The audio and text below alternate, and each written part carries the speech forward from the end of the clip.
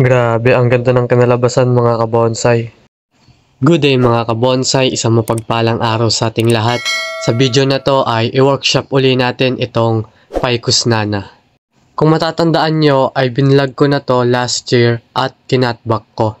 Ilalagay ko na lang sa description yung mismong video na yon.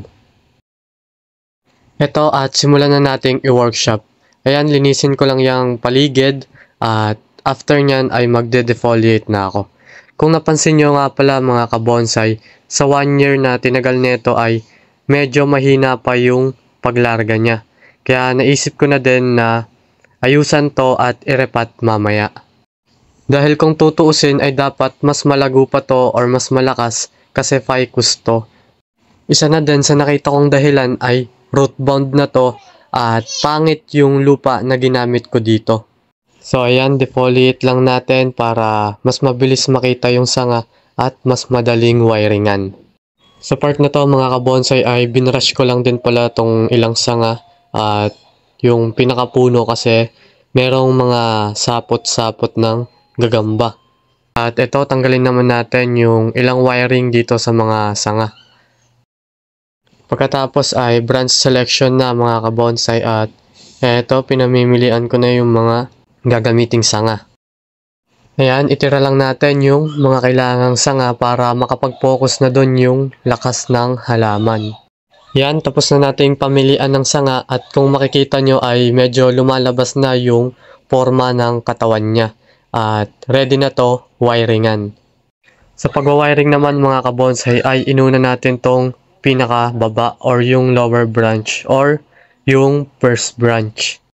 Ito din yung isa natin kailangan tandaan na laging first branch yung kailangan nating unang wiringan kasi ito yung magdadala ng forma sa buong puno. Kailangan din nating isunod yung flow nito sa flow ng katawan. At syempre, ganun na rin sa iba pang mga branches. Second branch, back branch, third branch, at tuloy-tuloy hanggang sa apex.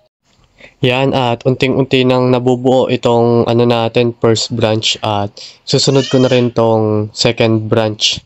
Yan. Yan, second branch na mga kabonsai, at sa hindi inaasang pagkakataon ay na full storage tayo kaya nakat yung video. Grabe, ang ganda ng kinalabasan mga kabonsai. At tulad ng sinabi ko kanina ay irerepat din natin to. At kung napansin nyo din ay inayusan ko muna bago irepat. Kasi kapag nirepat muna natin to bago ayusan ay magagalaw yung halaman.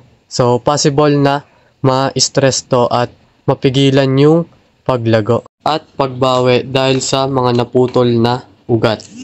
At eto mga kabonsai, kung mapapansin nyo ay root bound na din at hindi kagandahan yung medium. Ito pala yung isa sa mga pagkakamali ko sa pagpapakapit sa bato. Hindi ko na nalagyan ng pinakapundasyon yung bato na magsisilbing paan ito kapag nilagay ko na sa bonsai pot. Kapag ganito lang kasi ay may possible na tumaob to kapag nilagay ko na sa bonsai pot. Kaya sa susunod na workshop ay lalagyan ko na yan. Eto mga kabonsai, repotted na at syempre ang gamit kong medium ay river sand. At last yan, binalutan ko na ng plastic yung pinakabato para mag-moist at mag-ugat pa siya dyan. Share ko lang din na ganitong way yung ginagawa ko kapag nagkakapit ako ng balite sa bato.